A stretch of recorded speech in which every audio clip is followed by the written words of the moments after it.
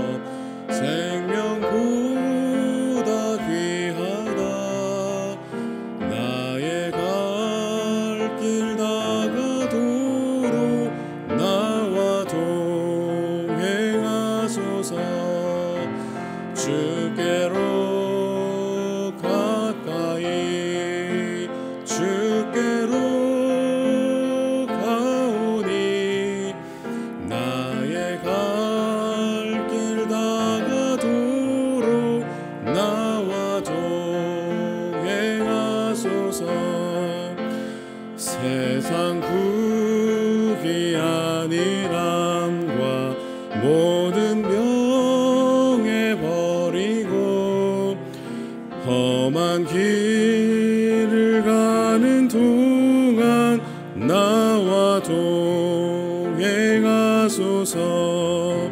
주께로 가까이 주께로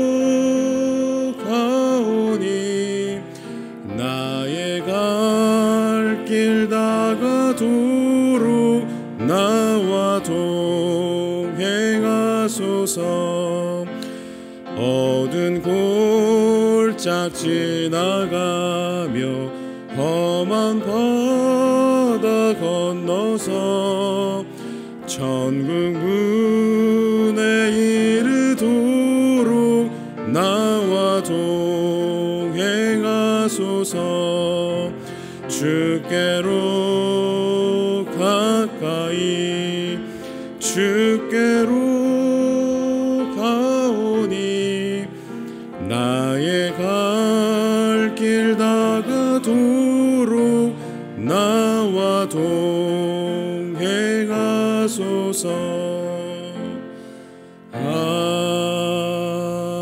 아멘.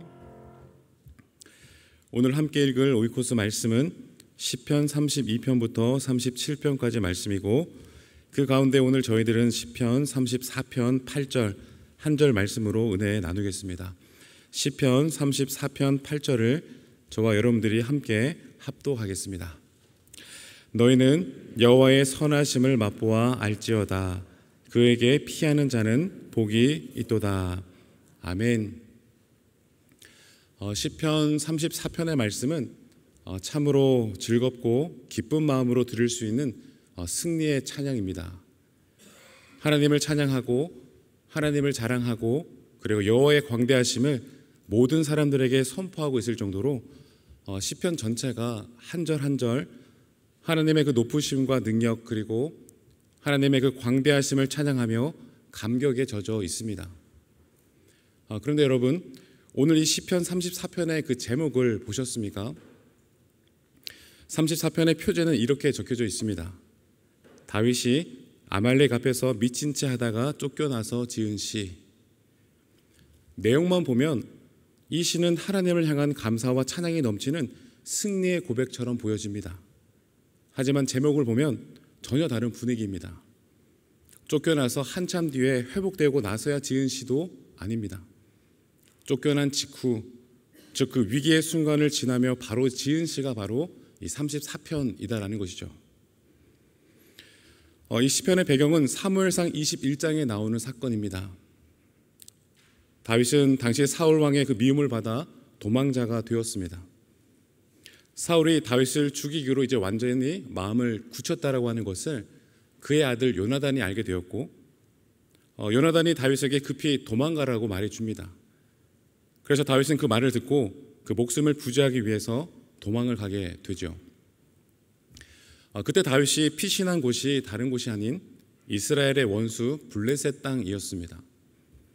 그곳의 왕은 아기스였는데 아마도 다윗은 잠시 그곳에 숨어 지내면서 사울의 손을 피하려고 했던 것 같습니다.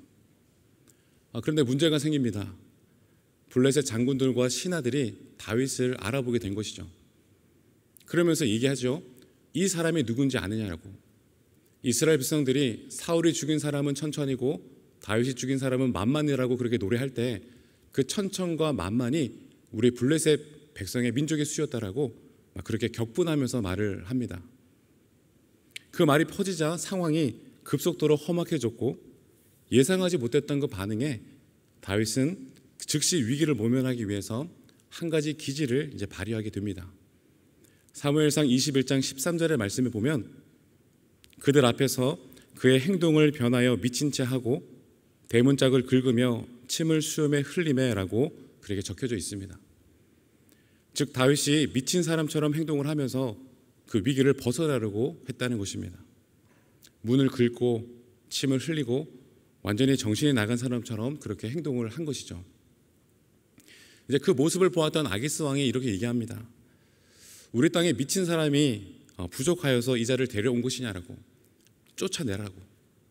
결국 다윗은 그렇게 아기스 앞에서 쫓겨나게 되었고 바로 그 직후에 하나님을 찬양하며 지은 시가 우리가 오늘 읽은 시편 34편이다라는 것이죠.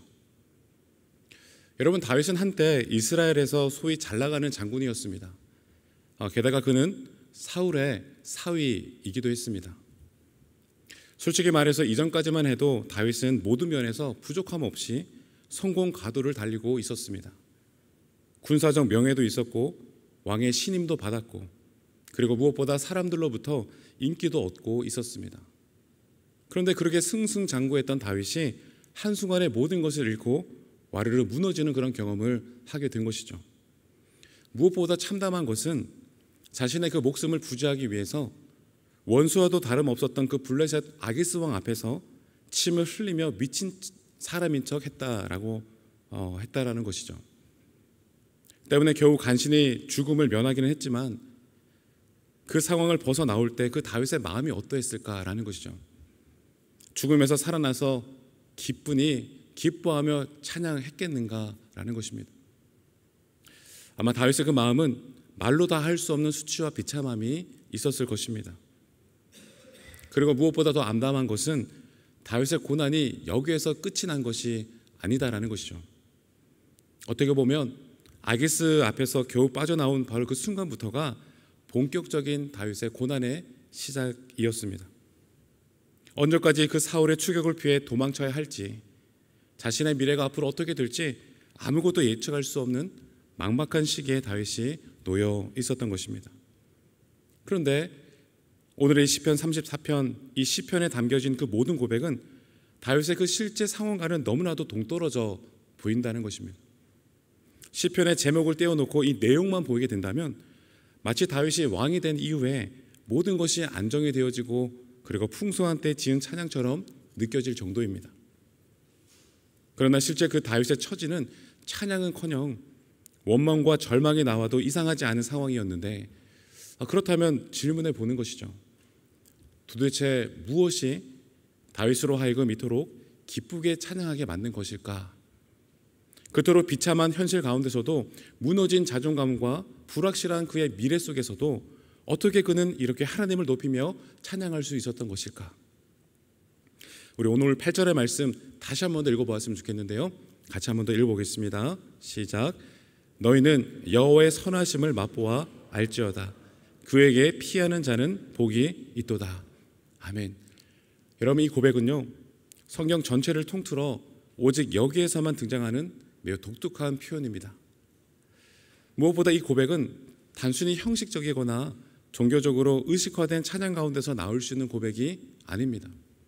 예를 들면 하나님은 선하시고 위대하십니다, 광대하십니다, 영원롭습니다라고 하는 그 고백들은 비교적 우리가 익숙하게 부를 수 있는 찬양입니다. 하지만 이 8절의 고백은 전혀 다릅니다. 여호와의 선하심을 맛보아 알지어다, 이 말씀은 하나님의 선하심을 직접 경험하고 체험한 사람만이 할 수 있는 고백이라는 것이죠. 하나님의 그 선하심을 실제로 맛본 사람이 아니고서는 이 고백을 할 수 없다는 것입니다. 여러분, 우리도 그렇지 않습니까? 삶의 여러 가지 삶의 자리들 가운데 좋은 일이든 기쁜 일이든 원하던 일이 어떻게 이루어졌을 때 우리는 이게 정말 주님의 살아있는 은혜구나라고 우리는 그렇게 자연스럽게 감탄 섞인 고백을 할 때가 있습니다. 지금 다윗이 그와 같은 고백을 하고 있는 거죠. 야, 정말 주님의 은혜가 놀랍구나, 주님의 그 놀라운 살아계심의 맛을 내가 보았구나, 그렇게 지금 고백하고 있는 것입니다. 그런데 앞서 말씀드렸던 것처럼 지금 다윗이 찬양하고 있는 그 상황이 결코 그런 자리가 아니라는 것입니다. 다윗은 지금 도망자 신세였고요, 아기스 왕 앞에서 침을 흘리며 미친 사람처럼 행동을 했고, 그래서 수치와 절망 속에 빠져있는 상황이었습니다. 그런데 그런 수치와 비참함의 그 자리에서조차 다윗은 하나님의 그 선함을, 내가 선하심을 맛보았다라고, 그 맛을 아는 자만이 할 수 있는 그 고백을 지금 하나님을 향해 찬양하고 있으니 이게 얼마나 놀라운 신앙입니까? 과연 그 무엇이 다윗으로 하여금 그 처참한 상황 속에서도 이토록 깊고 풍성한 찬양을 올려드리게 했을까? 과연 그 무엇이 그토록 감사의 제목이 되었으며 그 무엇이 그로 하여금 하나님을 향해 감격의 찬송을 터뜨리게 했을까? 그 질문을 가지고 이 말씀을 계속 묵상하는 가운데 제 눈과 마음을 깊이 머물게 만드는 구절이 있었습니다. 그게 바로 우리가 오늘 읽었던 8절의 말씀인데, 우리 한 번 더 8절의 말씀 읽어보겠습니다. 시작. 너희는 여호와의 선하심을 맛보아 알지어다. 그에게 피하는 자는 복이 있도다. 아멘. 특별히 이 마지막 표현, 그에게 피하는 자는 복이 있도다, 이 말씀이 가슴 깊이 와닿게 되었습니다. 사랑하는 여러분, 우리가 피해야만 하는 상황에 놓여 있다고 하는 것은 그 자체는 결코 복된 상황이 아닙니다. 위협을 느끼고 두려움 속에 있고 도망쳐야만 하는 그런 현실은 누가 봐도 힘들고 피하고 싶은 순간일 것입니다. 따라서 우리가 생각하고 있는 복된 자리는 아무 일 없이 그냥 편안하게 머물 수 있는 자리, 안전하게 지낼 수 있는 그런 자리라고 우리는 생각을 합니다. 그런데 오늘 다윗은 분명하게 얘기하고 있습니다. 그에게 피하는 자는 복이 있다라고 말입니다. 그리고 오늘 읽지는 않았지만 시편 마지막 절인 22절의 말씀에서도 이렇게 이 고백은 이어지고 있습니다. 여호와께서 그의 종들의 영혼을 속량하시나니 그에게 피하는 자는 벌을 받지 아니하리로다. 다윗은 그 쫓겨난 바로 그 자리, 도망쳐야만 했던 바로 그 자리에서 놀라운 하나님의 그 은혜를 깨달았던 것입니다. 그 은혜는 상황이 나아지는 것에서 오는 기쁨이 결코 아니었습니다. 문제가 해결되어져서도 아니었습니다. 지금 내가 이와 같은 아픔과 문제 까닭에 하나님께로 피하고 있구나 라고 하는 사실을 깨닫게 된 것이죠. 지금 하나님께서 나로 하여금 하나님만을 바라볼 수 있도록 이끌어 주고 계시는구나, 오직 하나님께로 피하는 것이 나의 유일한 길임을 지금 주님께서 깨닫게 해주시는구나, 바로 이 사실을 다윗이 깨닫게 되었을 때 다윗은 말로 다 할 수 없는 기쁨과 감격을 누렸던 것입니다. 사랑하는 여러분, 하나님께로 피하는 자가 복이 있는 줄 믿으시기를 바랍니다. 이 복은 현실의 안락함이나 안전함에서 오는 복이 아니라 살 길을 아시는 하나님께로 달려가는 자만이 맛볼 수 있는 참된 은혜의 복입니다. 다윗, 당시 이스라엘의 명망에 있는 장군이었음에도 불구하고 그 사울의 공격에 자신의 무기조차 제대로 챙기지 못하고 먹을 것 제대로 챙기지 못할 만큼 매우 급하고 위급하게 도망치는 그런 도망자 신세에 놓이게 되었습니다. 때문에 그와 같은 위기의 순간 속에서 아마 다윗은 이런 생각을 했을 수도 있을 것입니다. 사울이 지금 나를 죽이려고 하는데 내가 어디로 도망가야 할까? 내가 어디로 가야 이 두려움에서 벗어나서 안전함을 누릴 수 있을까? 여러분, 그때 다윗의 마음에 제일 먼저 떠올랐던 것이 바로 블레셋 아기스 왕 땅이었던 것입니다. 왜냐하면 당시 블레셋은 사울에게 있어서 가장 강력한 원수 그리고 외적이었기 때문입니다. 그러니 다윗은 이런 계산을 할 수 있었을 것이죠. 내가 사울의 원수인 저 블레셋 진영으로 들어가면 이제 사울이 나를 함부로 건드리지 못하겠지. 그리고 블레셋 사람들도 나를 반겨주겠지. 그런데 앞서 말씀드렸던 것처럼 다윗이 그것에 도착했을 때 전혀 예상하지 못한 상황을 맞이하게 된 것 아니겠습니까? 그 위기의 순간에 기지를 발휘해서 간신히 그 위기를 모면하고 그 땅을 빠져나올 수 있게 되기는 했지만 그때 다윗은 정말 중요한 한 가지를 깨닫게 된 것이었습니다. 내가 왜 하나님이 아니라 아기스 왕에게로 도망쳤던 것일까? 그렇구나. 하나님께서 지금 나에게 오직 하나님께로 피하라고 그 피할 길을 가르쳐주고 계시는구나. 진짜 내 인생의 피난처가 어디인지를 하나님만이 나를 지키시는 분이시라고 하는 것을 지금 이 사건을 통해서 나에게 확실하게 깨닫게 해주고 계시는구나.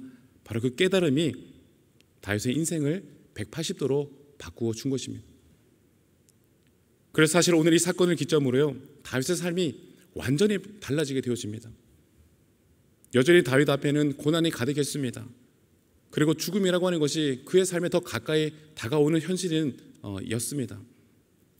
그러나 그럼에도 불구하고 다윗은 더 이상 그 위험을 피하는 삶, 그 두려움을 피해 도망다니는 그런 삶을 살지 않았습니다. 오직 다윗은 하나님께로만 피하는 그런 인생을 살아가는 모습을 이후의 그 모든 역사를 통해 우리는 확인할 수 있게 되지 않았습니까? 사랑하는 여러분, 하나님께로 피하는 그 길에도요, 고통이 있고 어려움이 있습니다. 그래서 사람들은 그 길을 피하려고만 할 때가 있습니다. 그러나 하나님이 아닌 다른 곳으로 도망친 그 자리에는 더 큰 고난이, 더 큰 고통이, 더 큰 절망이 기다리고 있다고 하는 것을 우리가 잊지 않게 되기를 소망합니다. 그러므로 우리는 항상 주님께로만 피해야 하는 것이죠. 비록 그 길이 두려워 보일지라도 그 길에 진짜 생명과 구원과 찬송이 있음을 여러분 반드시 믿으시기를 바랍니다. 사랑하는 여러분, 우리가 이 세상을 살아갈 때 하나님을 향해 피할 길을 찾지 못한다면, 하나님으로부터 채워지는 그 은혜를 바라보지 못하게 된다면, 하나님께 간구하는 것이 참된 지혜임을 알지 못한다면 우리는 문제가 생길 때마다 이리저리 흔들리고 이것저것 떠도는 바람에 나는 겨와 같은 인생을 살 수밖에 없을 것입니다. 그러나 오늘 다윗의 그 고백처럼 그가 나를 모든 두려움에서 건지셨도다. 진정한 복은 피해가는 그런 자리에 있는 것이 아니라 하나님께로 피하는 자에게 있음을 잊지 않기를 소망합니다.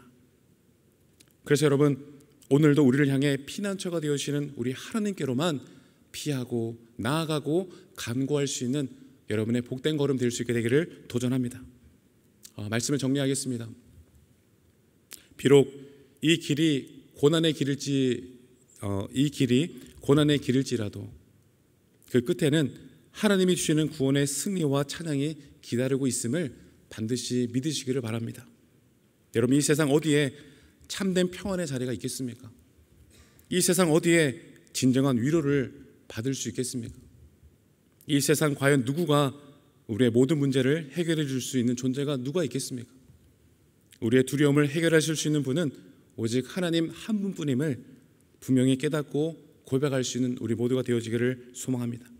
오직 여호와께로 피하는 지혜롭고 복된 성도가 되어서 오늘도 가장 먼저 주님의 이름을 부르고 가장 먼저 주님께로 달려가는 그 복을 누리는 우리 영락의 모든 성도님들 될 수 있게 되기를 주님의 이름으로 축복합니다. 기도하겠습니다.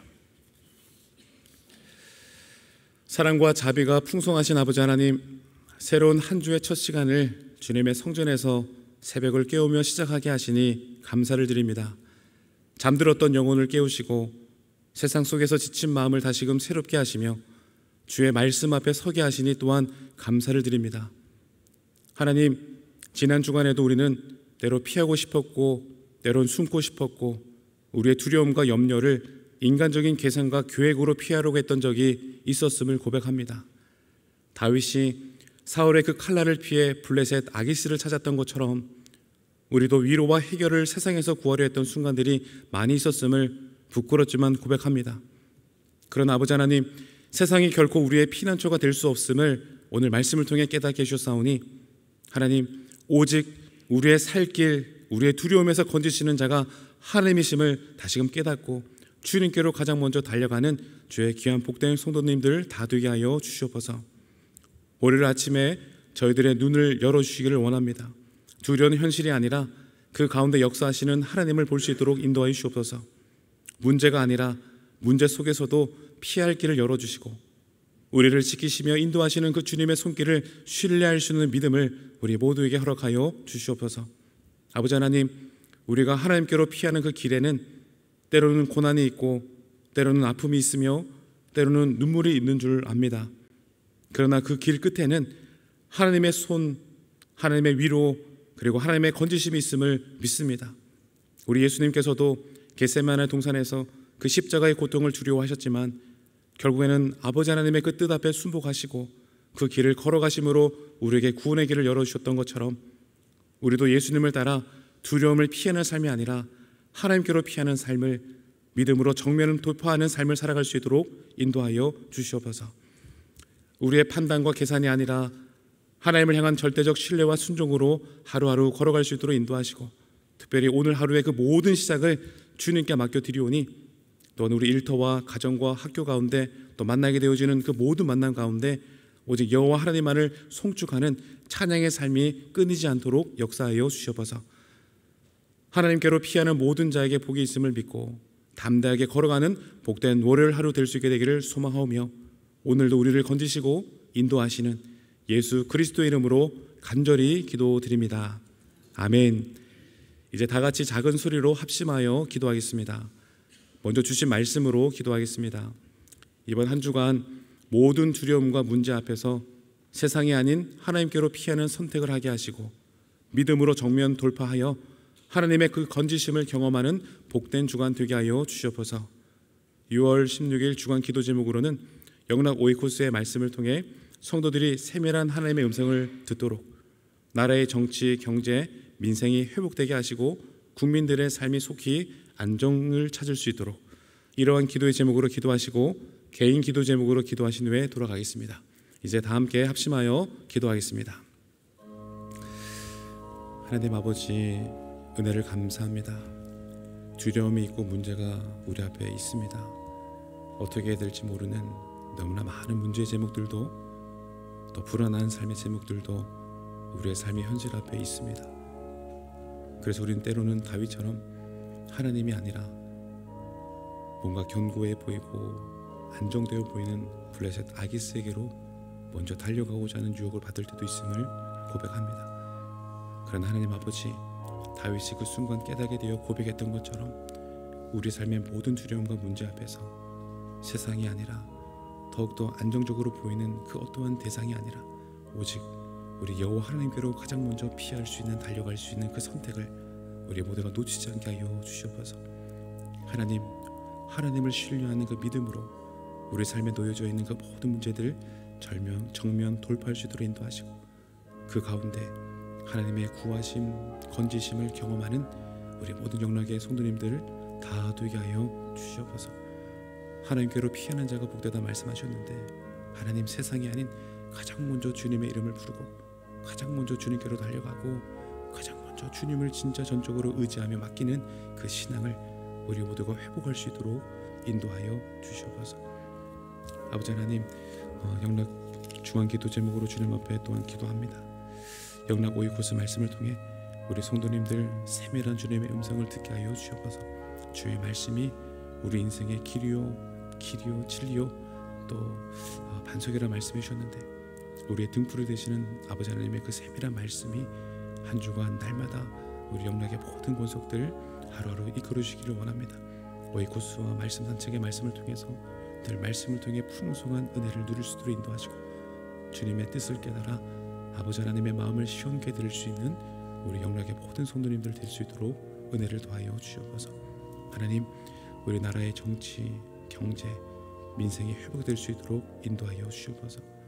우리 국민들의 삶이 속히 안정을 찾을 수 있도록 인도하시고 하나님, 또 위종자들에게 주님께서 지혜를 주시고 마음을 주셔서 정말 온 힘을 다해 정성을 다해 나라와 백성들을 살필 수 있는 하나님 우리 모든 위종자들 되게 하여 주시옵소서. 하나님, 특별히 오늘부터 내일까지 우리 교육자 부부 수련회가 있습니다. 하나님, 가고 오는 그 모든 여정길 주님께서 함께 동행하시고 또한 위로해 주시고 또한 충전되어서 주님 맡겨주신 이 귀한 직분 사명 잘 감당하게 되어지는 귀한 여정 되게 하여 주시옵소서. 몇 걸음 앞서서 우리 모든 성도님들의 걸음을 인도하여 주실 줄 믿사오며